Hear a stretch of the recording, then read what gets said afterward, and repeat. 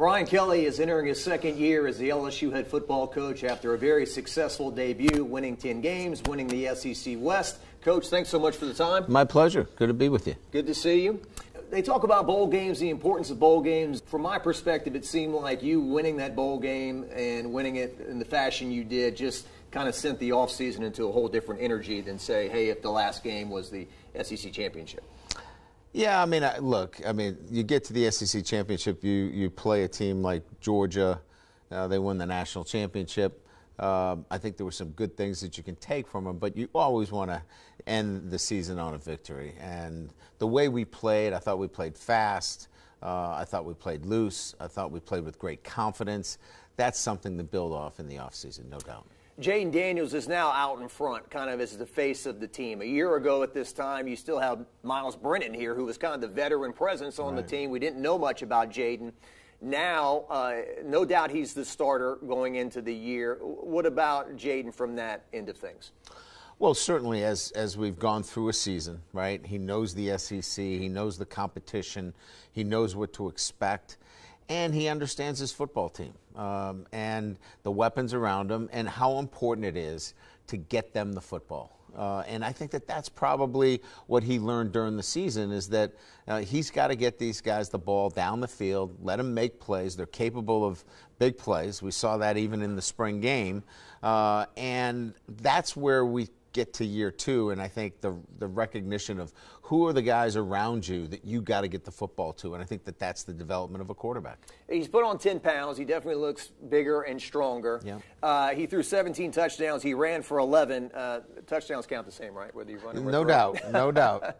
But you want maybe that passing number to go up a bit. Yeah, and I think it will. I mean, again, I think what we were talking about last year was not only learning the position and how fit within our offense. We were learning him. We were trying to figure out what he knew and what was going to be the best way to put our offense together for him. Now we know what his strengths are. We know what he needs to work on. And so that spring was all about, this spring, for example, was all about really forcing him to take his strengths and add to our offensive structure with great playmakers. Early in last year when he was running around, some fans were saying there's no way he's going to make it through the year with all this running. Now, to his credit, he didn't get hurt till the final game of the year. Right.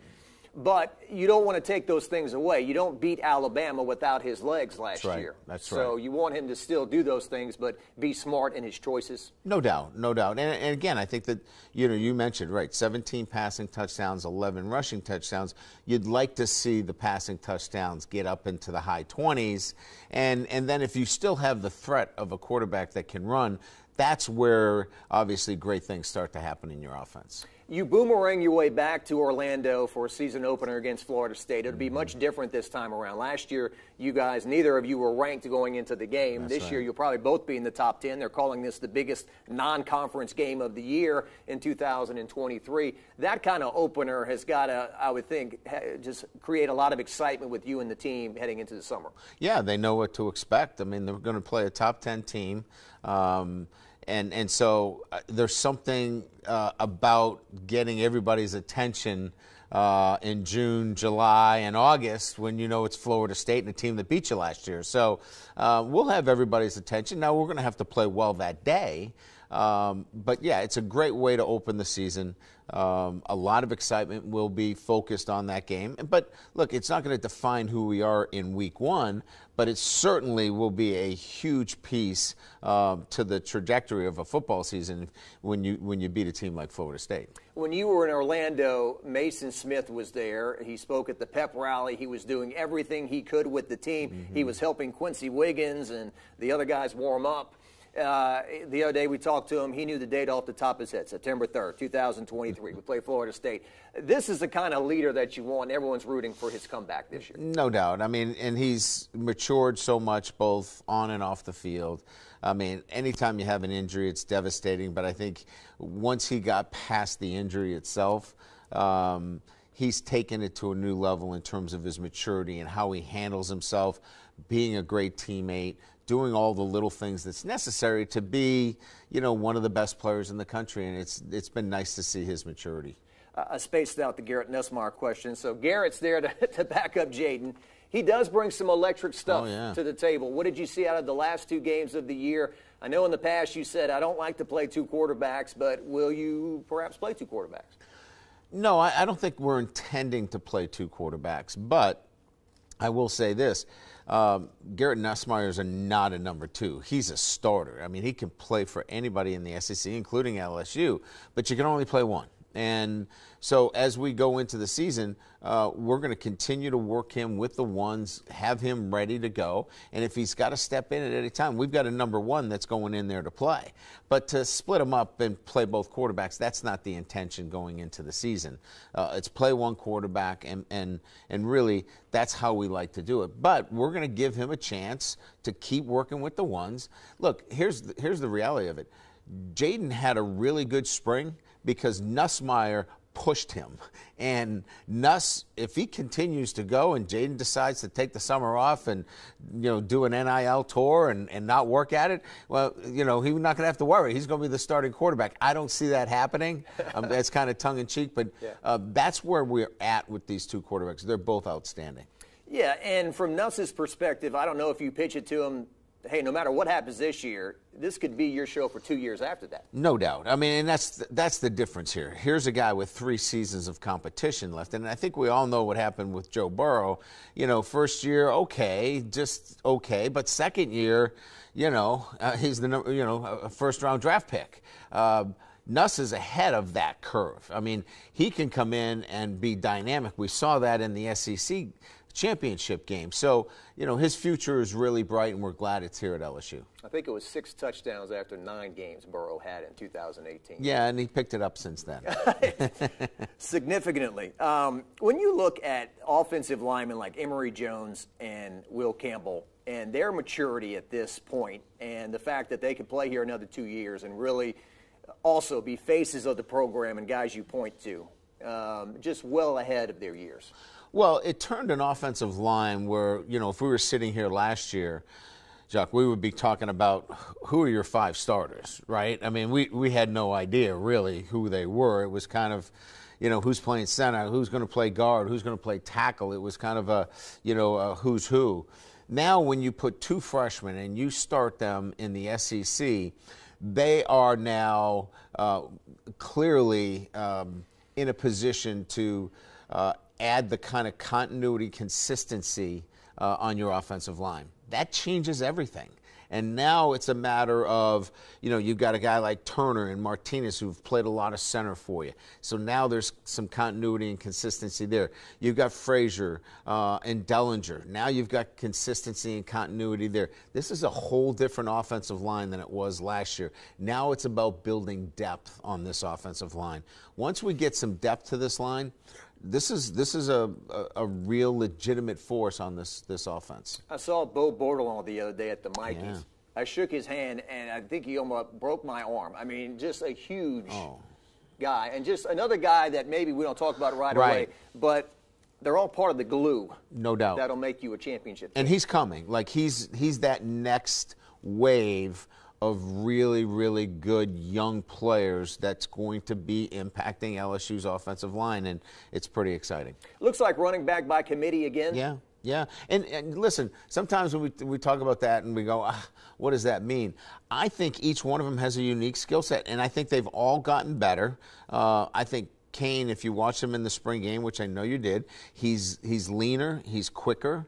We all know how smart he is and how accountable he is. Then you add, a young player in Trey Holly. You've got Williams coming back as a veteran. We're hoping that we get some guys back from injury. This is going to be a deep group, and we'll use each one of their really good strengths to help this football team win.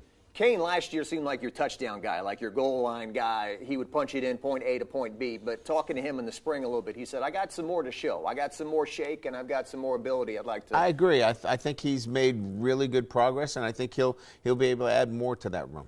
Harold Perkins, over a stretch last year, was really unstoppable. I think you said something along the line, late in the year, teams found a way to kind of ISO on him and make him a little less effective? Yeah, I mean, look, when you have a player that is that dynamic, you have to start to game plan for him.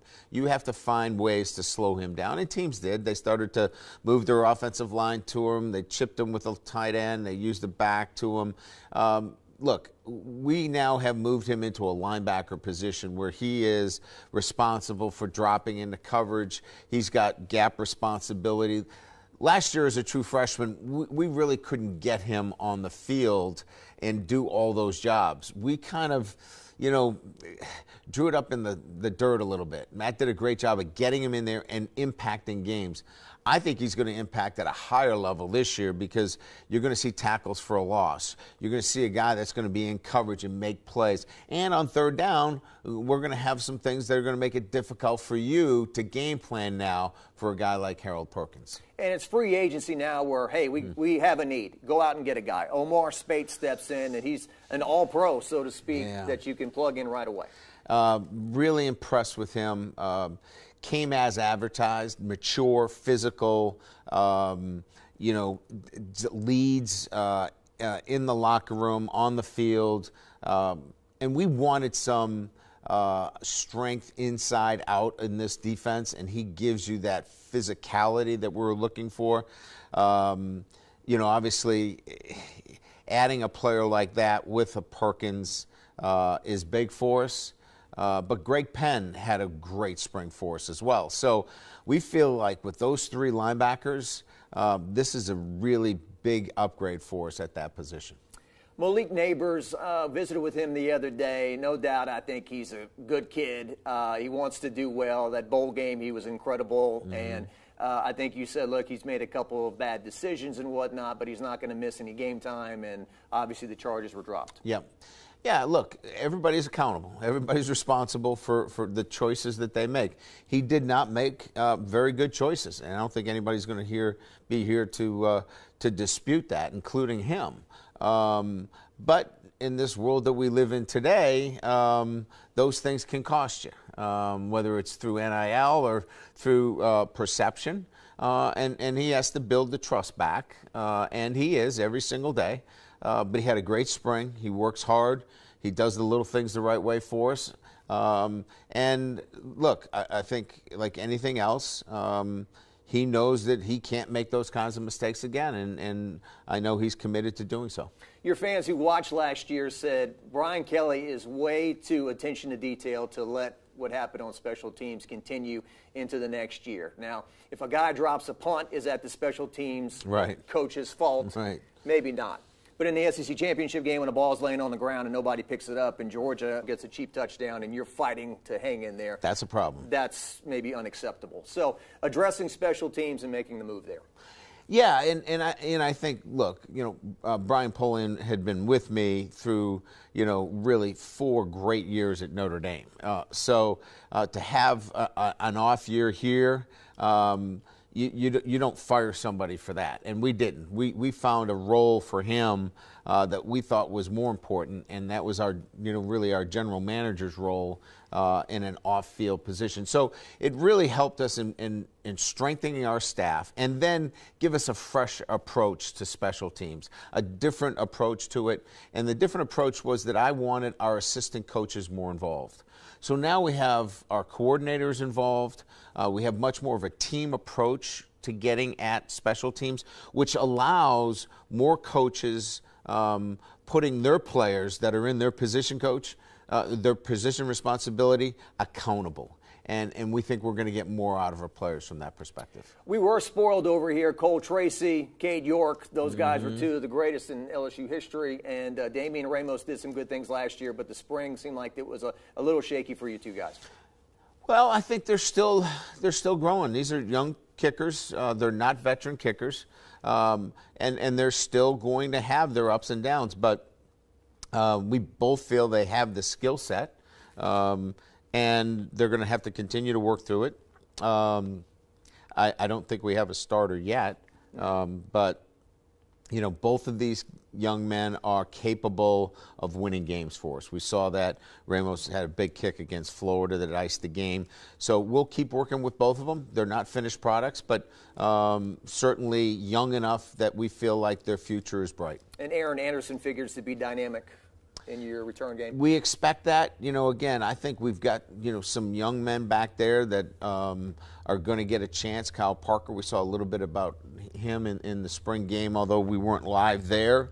I think that there's some options back there that are going to make us pretty exciting on special teams. You have a new D-line coach, Jimmy Lindsey? Yeah, Jimmy Lindsey. You know, we were looking for the best defensive line coach out there. We went out and interviewed. We were aggressive, talked to a number of people, and this was the best fit for us here at LSU. The way he teaches, the way he recruits, and the way he interacts with everybody, we felt like Jimmy was a great addition.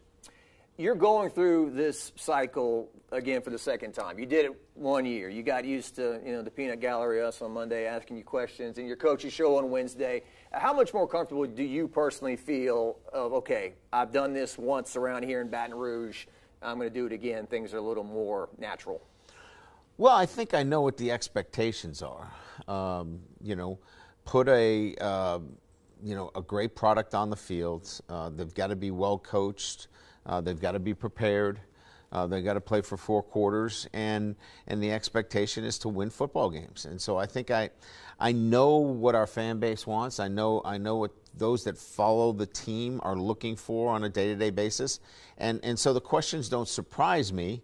Sometimes the answers are not exactly what you're looking for, but I think that sets up really well for, you know, understanding what the fans want, and that is a football team that's well coached, that competes hard for 4 quarters and represents the university the right way. So I think going into year 2, we know what to do. We know what to expect. It's not easy. It's the SEC. I mean, each and every week. I mean, it's. I think that's probably the thing that has surprised me the most is when you go on the road here in the SEC. I mean, it's sold out. I mean, it's like even if you're not having a great year, you better bring your A game. And the coaches too, right? No doubt. It's like the battle of the bands. You've got Led Zeppelin, The Who. Everyone's in the same group. It's like you go to the next one, and that's a great, well-prepared football team. So, you know, you don't turn on the film on Sunday and go, "Oh, this is going to be an easy week." You turn on the film Sunday morning and you go, "Another gauntlet." Yeah, and that could be a message to your team going into the year. Look how hard it was to win at Fayetteville, to Auburn, Florida, all these games. We look at them as 10 wins. Let's remember how hard it was. Right? No doubt, and getting your butt beat at A&M, a team that only won a few games. So I think it's easy for us to look back on it and go how hard it was, and look at the things that you had to sacrifice. You're going to have to do more in year 2. Fans love to hear about the impact of Tiger Stadium and what it means and whatnot. You're a coach. You've got the headset on. You're into doing your job. But was there a point at last year, maybe the Alabama game, in which you maybe looked around and said, this place is different? Yeah, I did. The Alabama game. I have a headset that has, you know, both the earpieces, so to take away all the noise so I can hear what's going on because I'm managing the game. The game was so riveting, and I know the crowd was loud because I'll take that off, you know, in between series. I actually took the headset off a couple of times just to take in how engaged the entire crowd was for 4 quarters, and I've never done that before. It's the first time I've ever done it. Yeah. Well, I just want to let you know, my parents, both in their 70s, my dad knocking on 80, were at that game when they were doing pickle shots at the Passed-On Pizza under the bridge after the game. That is the impact of LSU football, right? Nobody wants to go to bed after something like that. No doubt, no doubt. And look, the impact is Mondays too, right? People feel good about wins, and people spend money. The economy is good. I get that from the governor. So I know it starts with drinking under the bridge, but it gets all the way to the governor's mansion. So everybody feels it, everybody. That's right. NIL and whatnot. So you came from Notre Dame, where they made the movie Rudy, and it was all about, I just want to run out of that tunnel. I would do anything just to run out of that tunnel. That movie could have been made here because a lot of people grew up in Louisiana. And now it's almost like sometimes fans feel like, well, the players feel like they're doing you a favor by playing here or whatnot. And Two guys that I thought would never leave were Walker Howard and Jack Besh. I thought those two guys grew up on this stuff and would die to play LSU football. They're no longer here. So what about the challenge? Is it different? I guess maybe I'm a little old school. I still think that dream is still there. I think it gets in the way a little bit for those that are less inclined to be all in on LSU football. And I'm not saying that Besh or Howard were not. You know, their circumstances were, I think, much more about playing time than they were NIL or not loving LSU. That's just my opinion.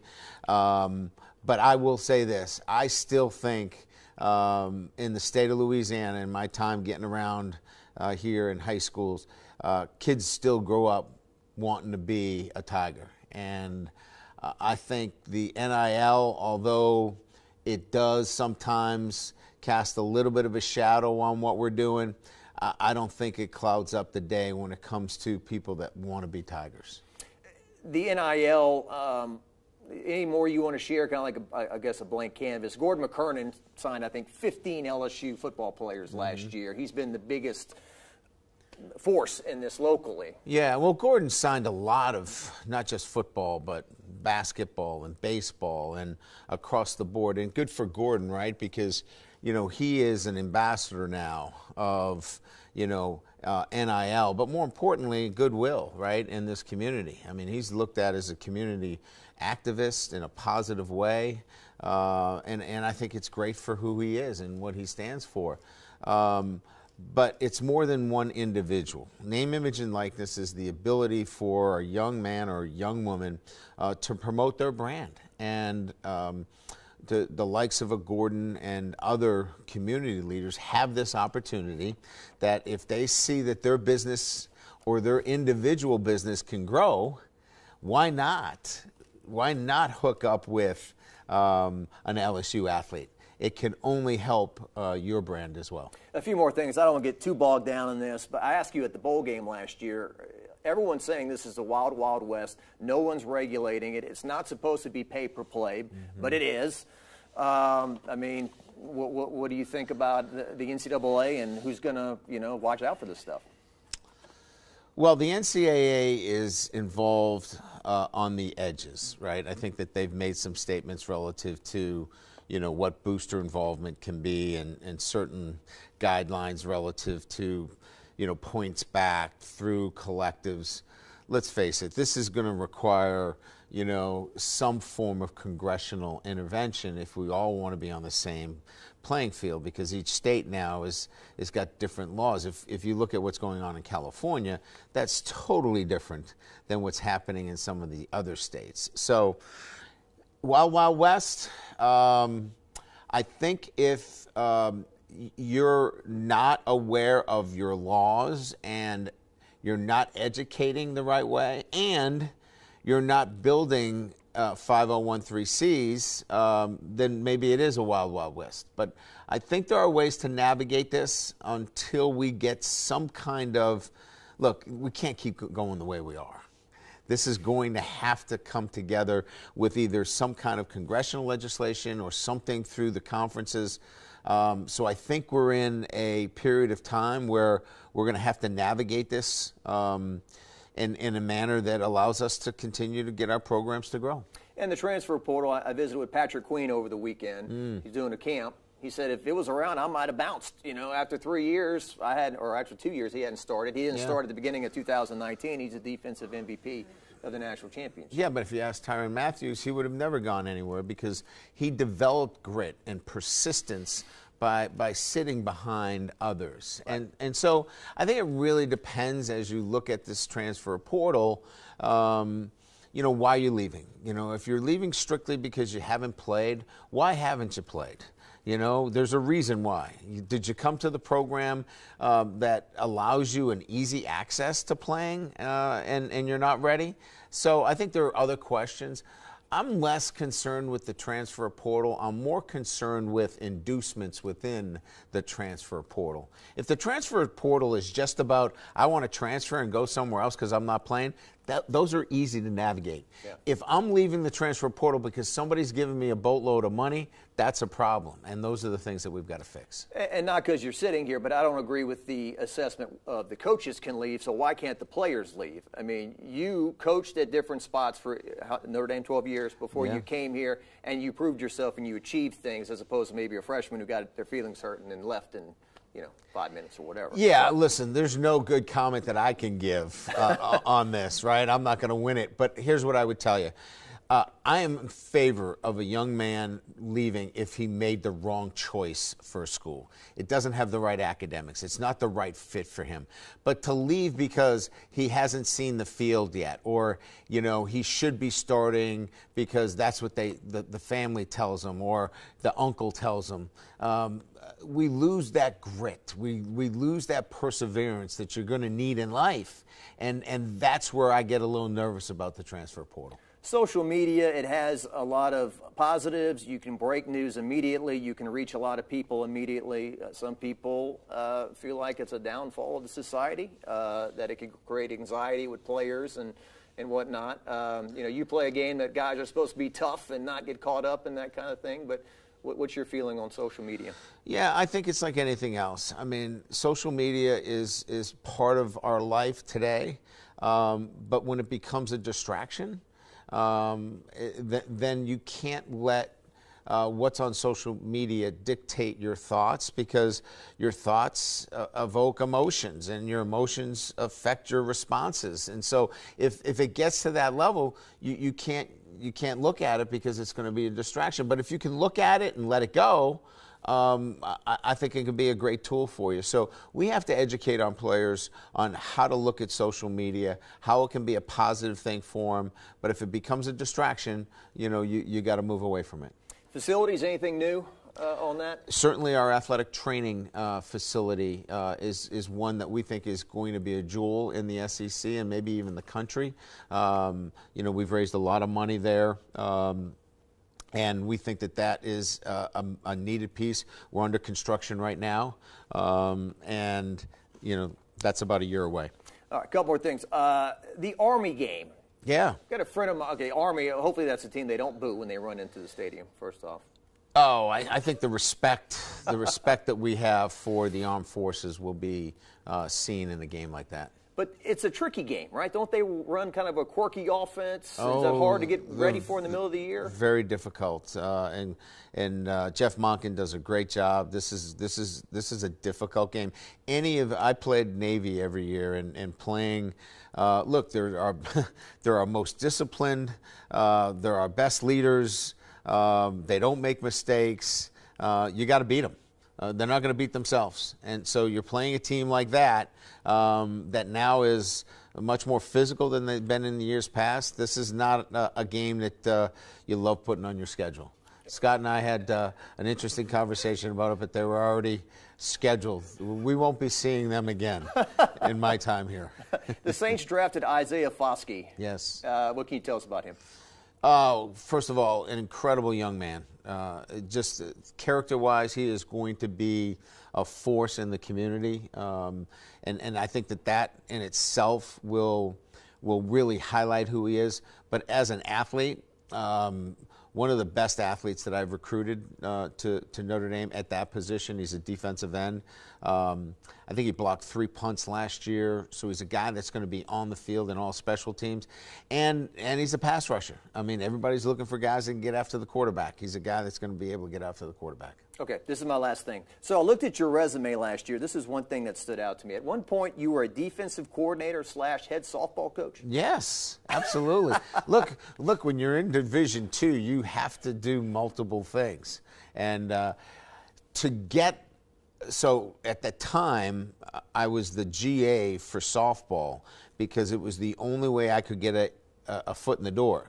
So they said, listen, if you want to be here, you got to take over the women's softball job as well. So I said, I'm in. So I coached women's softball in the spring, and it gave me the opportunity to be penciled in for the defensive coordinator's job for football. So any way in, you take it. I'm just trying to imagine Brian Kelly. Come on, ladies, let's get some runs. No, I never had anybody stop at third base on a hit. I sent everybody. Okay. We had lots of collisions at home. We scored a lot of runs. I think we gave up a lot of runs too, but we had fun. Just like the Alabama game. Go for it. Go for it. Anytime you can get a chance to go for it. Coach, thanks for your time. Thanks, John. Appreciate you.